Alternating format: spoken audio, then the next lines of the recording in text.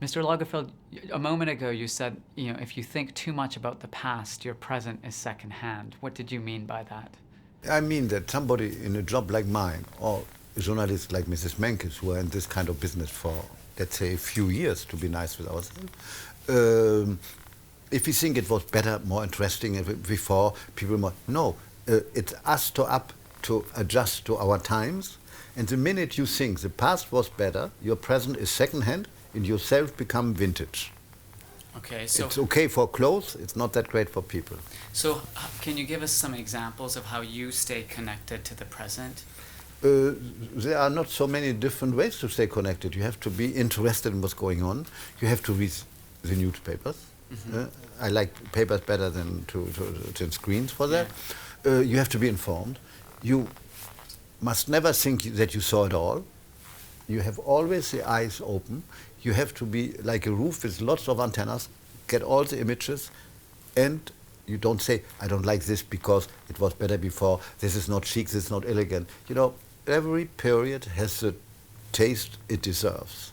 Vulgar, not vulgar, we don't know. It's not up to us to be the judge of times. We have to find our place in a period, and no times have adjusted to us. Up to us to find a decent expression in our job, what is going on, and to have our niche, our voice there.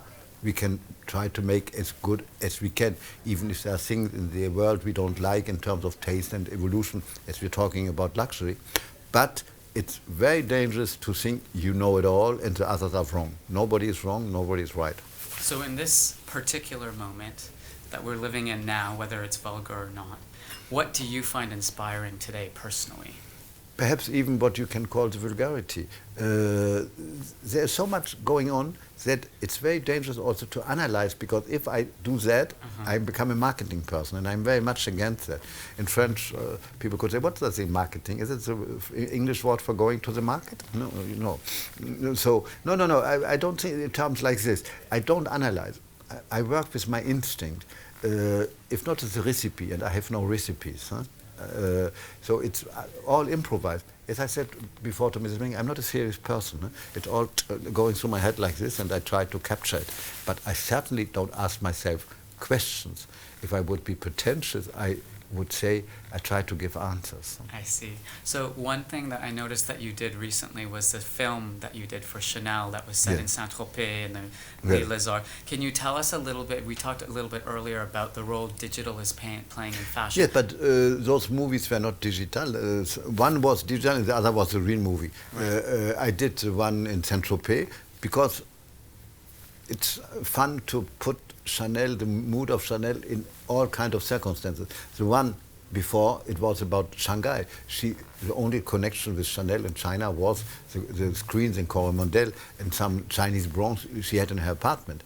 But I made the movie like if she had a dream, she was going to Shanghai in her days, but even as an older woman and in her high days and all that. And it was funny to do. And this movie apparently had a strange effect, because two people who are on it were asked to do it in real movies, and Lady Harlech now is playing with Bruno Ganz in a very important movie in France, and she was discovered in my little movie on internet. And that's the digital element. And that's yes. No, because internet, even if I make the movie with the film, it can be copied for internet. Yeah. Today, everything is possible. We live in a way, in an unbelievable period. People forget how fascinating it is. 10 years ago, internet was the beginning. Maybe it's horrible with all the Blackberries and all that, people are half with you and half somewhere else. Do you think all of this internet is good for fashion? You know, good or bad is not up to me to judge it. It is like this. That's what people like. That's what people care for. So that's a wave. It will fade away, maybe. Look, the Walkman, now it's like a historical piece for museums. And when the Walkman was new, everybody wanted a Walkman. Nobody... I think children even don't know what a Walkman is anymore. Huh? So we are into iPod. All this is today. And when things become too popular, they are always fading away for something else. You know, some people say that the internet takes away the exclusivity of fashion. Do you agree with that? Yes, but I hate the word of exclusive. You know, expensive things of high quality are exclusive by the price. So the copies, it's not good to make copies perhaps, but if you touch them, if you are used to luxury, if you are used to buy couture or even expensive ready-to-wear, all this is unnecessary to say, because the quality makes it that luxury is luxury and copies are not luxuries. So it's completely different. But you know, also the word of luxury it's a word was not a little overused, because to buy expensive handbag, to buy things expensive called luxury is one thing, but even people, and tons of people who buy that, don't have a life what you can call a life of luxury, what means private jets and all that. That's in fact the real luxury is limited to very, very few people. People can dream with a Chanel bag that they live in luxury, but luxury in fact is something else.